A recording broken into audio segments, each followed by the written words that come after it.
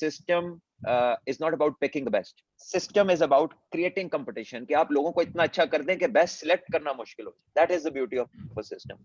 So I believe कि ये बहुत अच्छा इकदाम था उनका।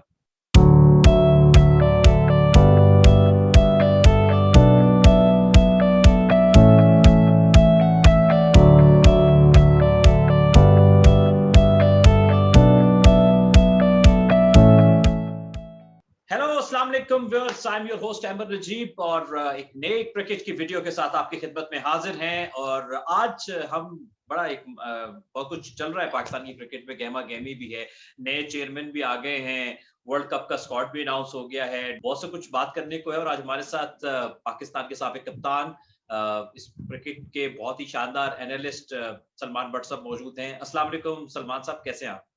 वालेकुम अस्सलाम। Thank you Ahmad for having me. अल्लाह का शुक्र है, I am good, thank you. अच्छा सलमान, सबसे पहले हम बात करेंगे कि रमीज राजा साहब की एक तो अपॉइंटमेंट, ये कितना पॉजिटिव है। एक के बहुत ही वक्त के बाद एक क्रिकेटर जो है और पाकिस्तान के साथ कप्तान सर्व करने जा रहे हैं पाकिस्तान की क्रिकेट बोर्ड को एज ए चेयरमैन, और उनके जो उन्होंने आते साथ ही जो ऐलानात किए हैं वो कितने फ्रूटफुल आपको नजर आ रहे हैं? देखिए, डेफिनेटली एक well aware to the recent जो क्रिकेट चल रही है दुनिया में, रिसेंटली जो कुछ हो रहा है, the type of cricket being played, एक तो वो चीज वो वेल रिहर्स्ड है, उसके साथ बीइंग अ कमेंटेटर वो हर चीज देखते रहे। उसके अलावा एक एरा जो पाकिस्तान की ऐसी थी जिसमें बहुत कुछ पाकिस्तान ने जीता, बहुत कुछ अचीव किया out of the golden eras of Pakistan cricket. तो अगर बात करें तो 90s में वर्ल्ड कप 92 का जीते, definitely it is the highlight of Pakistan cricket. तो उसका भी वो हिस्सा थे।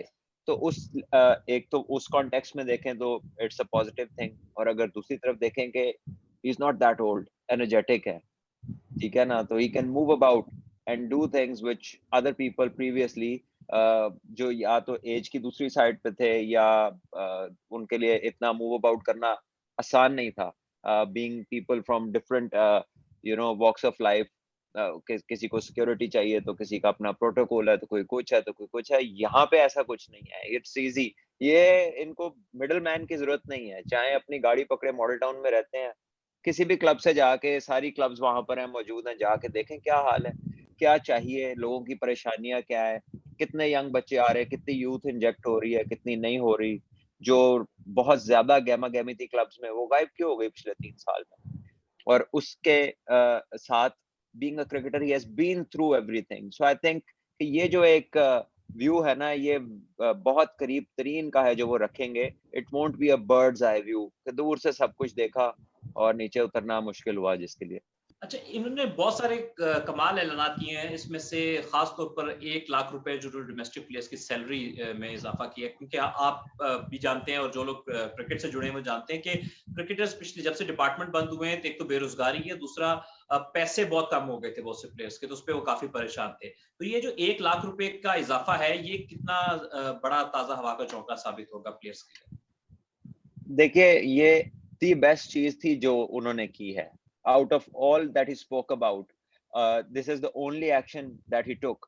क्योंकि पहला दिन था, प्रेस कॉन्फ्रेंस थी, और I think it was much needed one. जैसे आपने कहा, जब से डिपार्टमेंट्स बंद हुए तो बहुत सारे क्रिकेटर्स थे जो खाली बेरोजगार ही नहीं हुए, उन्होंने क्रिकेट ही छोड़ दी। क्योंकि जब उनका रोजगार क्रिकेट से लिंक था, वो जब उनके हाथ से निकली चीज, तो they had to do something different.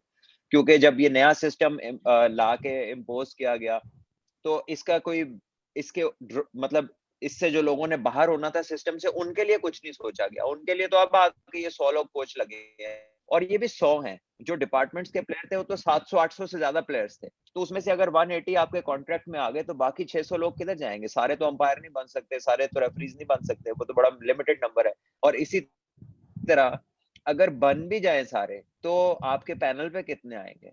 कितनों को आउटलेट मिलेगी जहां पर वो एक they can have a good life, a decent life. तो डेफिनेटली उसके लिए आपको एक बिगर सर्कल ऑफ क्रिकेट चाहिए, more teams, more people have to be injected. I have always been of the view के system is not about picking the best, system is about creating competition, कि आप लोगों को इतना अच्छा कर दें कि बेस्ट सिलेक्ट करना मुश्किल हो। That is the beauty of a system. So I believe कि ये बहुत अच्छा इकदाम था उनका। जो उन्होंने आते साथ ही उनको एक ग्लूकोज की बोतल लगाई है कि तेरा हौसला करो, आगे और बेहतर होगा।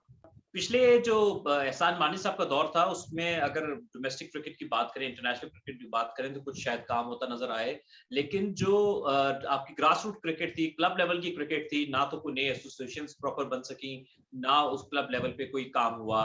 जो रमीज राजा साहब ने अपनी प्रेस कॉन्फ्रेंस में क्लब क्रिकेट को हाईलाइट किया, जिसमें उन्होंने ऐलान किया कि अगर कोई क्लब इंटरनेशनल प्लेयर प्रोड्यूस करता है तो हम उसका खर्चा सारा उठाएंगे, और फिर स्कूल क्रिकेट को मर्ज करने की बात की क्लब क्रिकेट के साथ, फिर अंडर 19 लेवल पर लीग कराने की बात की। तो ये कितना पॉजिटिव साइन था, जो कि इग्नोर हो रहा था ये पार्ट पिछले 3 साल से। देखिए ये सारा कुछ वेरी प्लीजिंग है ऑन द ears, और बहुत अच्छा है प्रैक्टिकली अगर हो जाए, if this action is is taken in future, और ये एक राइट ट्रैक पे चीजें पड़ जाती हैं, तो डेफिनेटली फ्यूचर में बहुत अच्छा हो जाएगा। I really hope, seriously hope कि व्हाटएवर उनका विजन है वो उसको इम्प्लीमेंट कर सकें, क्योंकि उसके लिए बहुत कुछ उन्हें करना पड़ेगा। रिमेंबर, ये वो वाले स्कूल्स की बात हो रही है जो फीस नहीं कम करते, ना प्राइम मिनिस्टर के कहने पे और ना अदालतों के कहने पे, ठीक है? ये वो वाली क्लब से आप उम्मीद कर रहे हैं जो ग्राउंड का खर्चा चलाने के लिए सैटरडे संडे महंगे बेच देते हैं उन लोगों को जो कि कॉर्पोरेट कंपनीज हैं या जो अच्छी जॉब्स पे होते हैं लोग, क्योंकि वो ज्यादा पैसा खर्च सकते हैं। तो इससे होता ये है कि आपके जो स्कूल गोइंग, कॉलेज गोइंग या पढ़ने लिखने वाले बच्चे हैं, वो तो अपने ऑफ डेज पे क्रिकेट खेल नहीं सकते। तो उनको आप या तो स्कूल छोड़ना पड़ेगा उस मैचेस को खेलने के लिए, और वो उसके लिए अवेलेबल नहीं होते। ना वो स्पाइक्स पहन सकता है बॉलर, क्योंकि रोजाना पिच पे 2 मैच होते हैं, सुबह शाम बुकिंग होती है। तो इट इज नॉट अबाउट कि जो पाकिस्तान को प्लेयर देगा, ये तो रिजल्ट है।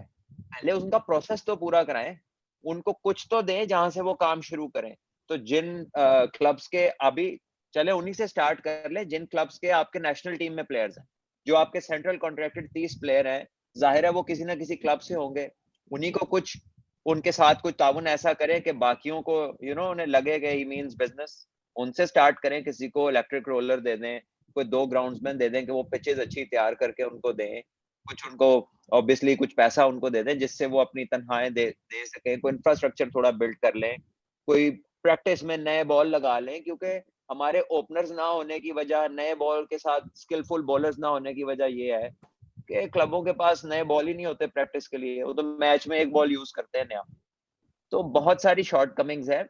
कुछ बात करते हैं जी पाकिस्तान क्रिकेट बोर्ड की रिसेंट अपॉइंटमेंट्स के ऊपर। उन्होंने मैथ्यू हेडन को और वर्नन फिलेंडर को एज अ कंसल्टेंट हायर किया है T20 वर्ल्ड कप के लिए पाकिस्तान की टीम के साथ। देखते हैं जी सलमान भट्ट साहब क्या इस हवाले से राय रखते हैं। बाज़ाहिर तो बड़े नाम है, एक्सपीरियंस कम है। सलमान साहब आप बताएं, आप कैसे देख रहे हैं इन अपॉइंटमेंट्स? देखिए, ये कोचिंग एक्सपीरियंस बेस्ड अपॉइंटमेंट्स नहीं है, ये कंसल्टेंट्स हैं, और बेसिकली टू एडवाइज और टू इंस्टिल इंस्पिरेशन, क्योंकि मैथ्यू हेडन एक बड़ा डोमिनेटिंग कैरेक्टर है। अगर आप उनकी क्रिकेट देखें तो very aggressive cricketer from the outset, bowlers पे अटैक करना, बॉडी लैंग्वेज बड़ी इंपोज करने वाली थी, the way he walked on the pitch, ऐसे ओन करते हैं उस चीज को।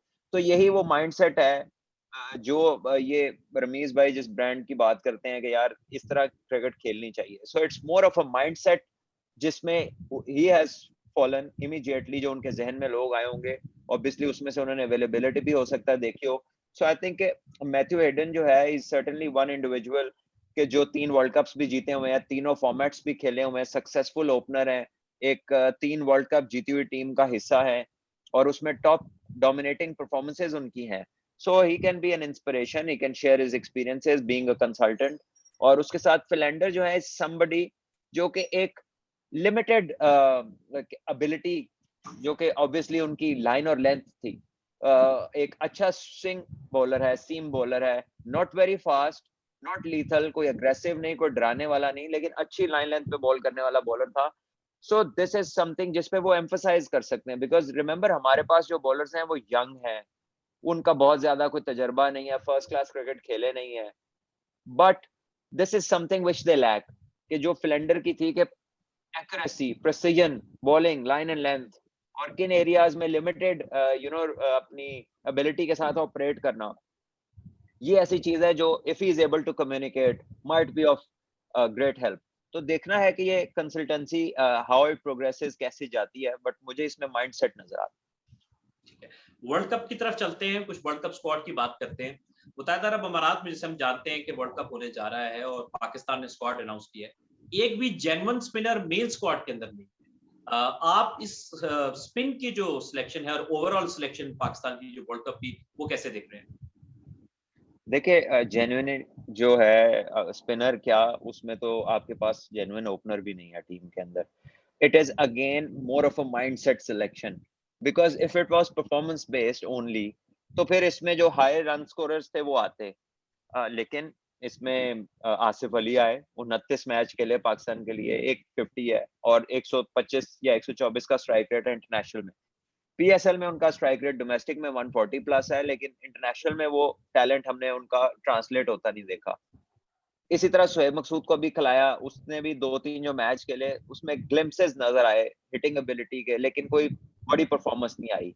Same goes with Azam Khan, talent लेकिन बड़ी परफॉर्मेंसेस उन्हें बैक नहीं कर रही, लेकिन उनका टैलेंट है। तो अगेन ये माइंडसेट ही यहाँ पर आपको नजर आ रहा है कि जो वो चाहते हैं कि लड़के ऐसे हों कि वो बड़ी हिट्स मार सकें, वो अग्रेसिव हों फ्रॉम द आउटसेट, और वो पावर हिटिंग का जो एक आपके एक बहुत यहाँ पे एक लफ्ज इस्तेमाल हो रहा है जो हम सब फील करते हैं एज ए नेशन, यार कमी है। तो बस उसमें जो हमारे पास था ना, हमने वो आगे कर दिया कि भाई ये जाओ खुला खेलो, जाके मारो, या तो आर या पार, इस तरह की माइंडसेट है। इसमें कोई बंदा ऐसा नहीं आपको नजर आएगा सिवाय बाबर और रिजवान के, जो कि 2 ओपनिंग करेंगे, कि जो मैच को अगर जरूरत हो तो लंबा ले जा सके। जो लो स्कोरिंग मैच में थोड़ा ग्राफ्ट करने की अगर जरूरत पड़ गई, क्योंकि पड़ सकती है, यहाँ पे पहले आईपीएल होनी है, फिर यहाँ पर वर्ल्ड कप के मैचेस होने हैं और ग्राउंड सिर्फ 3 है। तो इन ग्राउंड्स पे क्रिकेट का लोड बहुत ज्यादा है, और हमने देखा पीएसएल में जब लोड ज्यादा होता है तो लो स्कोरिंग मैचेस शुरू हो जाते हैं। इस कंडीशंस के अंदर फिर स्पिनर्स डोमिनेट करने लग जाते हैं। तो लो स्कोरिंग में फिर आपको थोड़े मैच चलाने वाले प्लेयर्स भी होने चाहिए आपके पास। बहरहाल हमने उस चीज को साइड पे रखा है और हम गए हैं फुल अग्रेसिव मोड के अंदर। हमने दबाया है सुपर चार्जर का बटन और अपना टर्बो ऑन कर दिया। देखिए अब किधर को जाती है ये चीज, लेकिन ये भी माइंडसेट है, it is not performance based. अच्छा, सलमान साहब, अगर आप माइंडसेट की बात कर रहे हैं तो कहते हैं अगर अग्रेसिव माइंडसेट अगर ये स्पिन डिपार्टमेंट में भी रखते हैं तो कम से कम उस्मान कादिर को साथ लेके चलते हैं, जो उसको आपको एक प्रॉपर एक लेग स्पिनर आपको नजर आता है। लेकिन यहाँ पे तो ऑलराउंडर्स हमें नजर आ रहे हैं, अगर वो शादाब हैं, अगर वो इमाद हैं, नवाज अभी फिलहाल उनको कोविड हुआ हुआ है, सो ये सारे ऑलराउंड क्रिकेटर्स नजर आ रहे हैं। या हफीज अगर ऑफ स्पिन करते हैं तो बॉलिंग में फिर आके एग्रेशन कहाँ चला गया इनका, स्पिन बॉलिंग में खासकर? यस एग्जैक्टली, ये एक बड़ा अच्छा क्वेश्चन है, और रेलेवेंट जो अथॉरिटीज हैं जिन्होंने इसको सिलेक्ट किया है, उन्होंने भी इसका कोई इस पे रोशनी नहीं डाली आपकी बात पे, और बात बड़ी वैलिड है कि इसमें आपका फ्रंट लाइन स्पिनर कौन सा है जिसका रोल विकेट टेकिंग है, मैच जिताना है आपको आउट करके। तो उसमें तो ये सारे ही थोड़े थोड़े स्पिनर, थोड़े थोड़े बैट्समैन है, इस तरह करके हैं, स्पेशलिस्ट स्पिनर्स नहीं है। और इनमें से जो जो अब सिलेक्ट हो गए, इनमें से सबसे लीथल तो शादाब है, लेकिन पिछले कुछ अरसे से उसकी फॉर्म इतनी अच्छी नहीं है। He hasn't been in the best of bowling form. पहले जब उसने क्रिकेट स्टार्ट की थी, पहले 2-2.5 साल आउटस्टैंडिंग वो विकेट्स भी पिक कर रहा था, इकोनॉमी रेट भी उसका अच्छा था।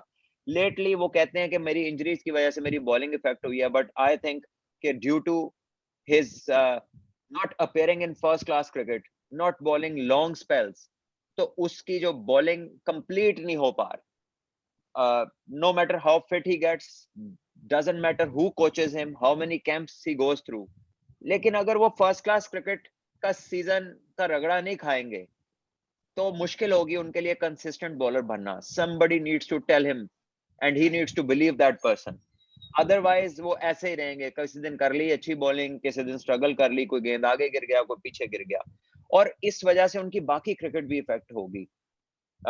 कुछ बीच में मेरा ख्याल है बैटिंग की तरफ भी उनकी तवज्जो जाने की वजह से कुछ थोड़ा फोकस वहां भी उनका हिट हुआ है, जो बॉलिंग से कम हुआ है। तो यू आर राइट, अब इसका तो मोहम्मद वसीम ही बता सकते हैं कि क्यों उन्होंने नहीं उस्मान कादिर को, जिसको पिछले 7-8 महीने से क्रिकेट खिलाई, नवाज कुछ भी नहीं खिलाया नवाज को, और नवाज को टीम में ले आया, और ऑलरेडी आपके पास लेफ्ट आर्म स्पिनर मौजूद था इमाद वसीम में। तो आई डोंट नो कि क्या इसके पीछे थॉट प्रोसेस है, बट यस उन्होंने फैसला कर लिया कि इन्हीं के साथ जाना है। कि शोएब मलिक पे और मैं वहाब रियाज पे पूछना चाह रहा था कि मैंने देखा लास्ट अभी ये जो पीएसएल हुआ, इसमें जहां पे थोड़ा मुश्किल पिच आया, जो स्पिनर बल्ले के नीचे गेंद नहीं दे रहा था, वहां पे मोहम्मद हफीज ने भी स्ट्रगल किया। एक नूर अहमद का स्पेल जो लेफ्ट आर्म लेग स्पिनर थे, हफीज को बहुत तंग किया। और आपके कोई भी ऐसा प्लेयर नहीं था कि जो कि फंसी हुई लेग से या फंसी हुई पिच पे बहुत मैच निकालने वाला प्लेयर। तो वो जहन में आता है कि जो शोएब मलिक जो सिंगल डबल भी करते हैं, जगह पे बॉल आ जाए तो छक्का भी मार देते हैं। आपको लगता है कि शोएब मलिक स्पिन, क्योंकि जैसे अफगानिस्तान की टीम आएगी, इंडिया आएगी, श्रीलंका, बांग्लादेश आएगी, तो उसमें काम आ सकते थे, और बॉलिंग में जो वहाब रियाज का एक्सपीरियंस है वो बेहतर चॉइस हो सकते थे। बिल्कुल हो सकते थे। वहाब रियाज की भी स्पीड इतनी है जितनी हमारे यंग फास्ट बॉलर्स की है, एक्सपीरियंस इनसे ज्यादा है, डेथ बॉलिंग भी अच्छी करते हैं। और अगर 6-7 आउट हो जाएं और 30-35 जीतने के लिए चाहिए हो, तो हमें लगता है कि वहाब के साथ चांस है कि वो रन्स भी कर सकते हैं, 2-4 हिटें भी लगा देंगे। उन्होंने काफी मैचेस में रन्स किए भी हैं, जिम्बाब्वे के खिलाफ, बाबर के खिलाफ पार्टनरशिप लगाई, वर्ल्ड कप में 50 की, ब्रिस्बेन में अफगानिस्तान वाला मैच जितवाया, इसी तरह बॉलिंग में इंग्लैंड के खिलाफ मैच जितवाया, वॉटसन को स्पेल किया। डिफरेंट मौकों पे बड़ी स्टेज के ऊपर उसकी परफॉर्मेंसेस हैं। तो हमने थोड़ा सा इसको अकाउंट में नहीं लिया कि कोई मैच लो स्कोरिंग भी आ सकते हैं, कभी पिचेस का नेचर थोड़ा स्लोअर साइड पे भी जा सकता है, तो हमें 1-2 लोग एक्सपीरियंस चाहिए, लेकिन we didn't go that way. हमने, वही मैंने आपको बताया ना, हमारे क्लियर क्राइटेरियाज थे इस सिलेक्शन के लिए, age below 30, below 25 preferably, speed 140, strike rate 140, young, aggressive, good to go. This is what we have been looking for. This is what we have put up. Experience hasn't been the case. बहुत high standards of fitness, not the case. और फिर यही था जो आपके सामने है। अच्छा, सरफराज अहमद की भी जो एक्सक्लूजन है वो काफी डिस्कस हुई, सोशल मीडिया पे भी इस पे बात काफी हुई। वो भी एक ऐसे प्लेयर हैं जो कि स्पिनर पे अच्छे हैं, स्वीप वगैरह अच्छा मार लेते हैं। उनके ऊपर आजम खान को प्रेफरेंस दी गई है। आपको लगता है कि आजम खान को ठीक प्रेफरेंस मिली है या सरफराज ज्यादा हैंडी हो सकते हैं? देखिए, ऑब्वियसली अगर हम एक्सपीरियंस की बात करें और प्रूवन परफॉर्मर्स की बात करें, तो फिर तो आप you will go towards Sarfaraz. लेकिन जिस तरह हमारी पूरी टीम पिक हुई है, तो उसमें फिर आजम अकेले नहीं है, वो सभी इसी पे पिक हुए हैं कि बड़ी हिट मार लेते हैं, पावर हिटिंग पोजीशन है इनकी, और ये 2-4 ओवर्स में गेम बदल सकते हैं, और you are looking to go that way. आपकी बातों में आपकी जो सारी नॉइज है वो है fearless, power hitting, youth, you know तो वो सारी चीजें जो अगर आप नोट देखें जिस ट्रेंड की तरफ जा रही हैं, तो फिर उसमें आजम खान आ गए। हाँ, ये है कि अगर आजम में टैलेंट तो है, बट अगर वो अपने आप को थोड़ा शेप अप कर ले, he looks more like an athlete और अ क्रिकेटर इन फ्यूचर, तो उसकी क्रिकेट के लिए बहुत अच्छा है। उसकी कीपिंग भी बेटर हो जाएगी, और वो फील्ड में खड़ा हुआ will look more relevant to cricket. At the moment इसका बैटिंग टैलेंट तो है, उसको कोई डिनाई नहीं करता, but he doesn't look like an athlete. अच्छा, इसमें ऐसा है कि यूएई में एक्सपेक्टेड है कि स्पिन पिचेस, जिस तरह आपने कहा कि काफी क्रिकेट होगी, और इसमें एक्सपेक्ट हम तवक्को कर रहे हैं कि स्पिन का एक रोल प्ले हो सकता है। ओवरऑल पाकिस्तान के स्क्वाड को देखते हुए, और हमने कुछ एशियन साइड्स के साथ हमारे ग्रुप में मौजूद हैं, अफगानिस्तान भी हमारे स्क्वाड हमारे ग्रुप के अंदर है, जिनके पास काफी खतरनाक स्पिनर्स हैं। आपको लगता है कि पाकिस्तान सेमीज के अंदर ये पोटेंशियल है कि वो सेमीज या फाइनल तक क्वालिफाई कर सके? अमर, पाकिस्तान में अनप्रेडिक्टेबिलिटी और सरप्राइज का एलिमेंट तो हमेशा रहा है हमारी क्रिकेट में।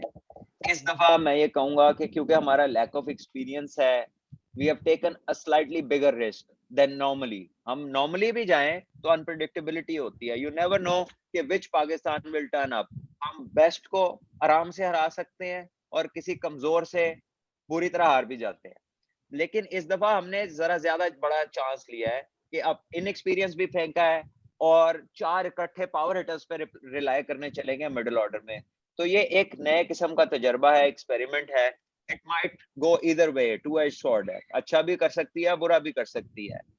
बहरहाल ये तो है कि इस दफा जो बाकी टीमें है ना अमर, वो प्रिपेयर्ड आएंगी, बिकॉज उनके जो टॉप क्रिकेटर्स हैं वो सब आईपीएल खेलेंगे, वो सारी ग्राउंड्स में खेलेंगे, उन्हें एक एक चीज का पता होगा। उनके साथ एनालिस्ट भी लगे होंगे, लोग एक दूसरे को, एक ही टीम में होते हुए एक दूसरे को पढ़ रहे होंगे ताकि अपनी टीम को इंफॉर्मेशन दे सके। तो प्रेपरेशंस वैसी नहीं होंगी जैसे पाकिस्तान अपनी सीरीज में ओवरसीज टीम के साथ दुबई में खेलता रहा है, कि वो आके सेट होने में टाइम ले। वो before even Pakistan arrives, they will know कि इधर क्या हो रहा है, क्योंकि वो सारे आईपीएल खेल रहे होंगे सिवाय पाकिस्तानियों के। तो मेरा ख्याल है कि पाकिस्तान को अपनी तैयारी बेहतरीन करनी पड़ेगी, मेंटली प्रिपेयर्ड रहना पड़ेगा for tough battles, and I think the other teams will be very well prepared, specially क्योंकि उनके 4-4 5-5 जो अच्छे प्लेयर हैं वो सब आईपीएल खेल रहे होंगे और उसमें वो सब एक दूसरे के अगेंस्ट खेलेंगे। The best of the spinners would be there, the best of the power hitters would be there and the faster man would be there. Only once जिस बॉलिंग को नहीं खेला होगा वो पाकिस्तान की होगी, लेकिन कंडीशंस जो हैं वो सारी उनके साथ सामने खुल के आ जाएंगी तब तक। जी बिल्कुल सही। और सलमान भट्ट साहब आपका बहुत शुक्रिया। काफी तफसील से हमने डिस्कशन की जिसमें हमने पाकिस्तान के स्क्वाड को देखा, कुछ नए चेयरमैन के हवाले से हमने बातचीत की। So thank you so much आपके टाइम देने। You welcome Ahmad.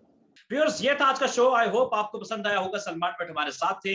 अगले एपिसोड में कुछ नए मेहमान, कुछ नई बातों के साथ आपकी खिदमत में हाजिर होंगे। तब तक के लिए मुझे दीजिए इजाजत। अल्लाह हाफिज।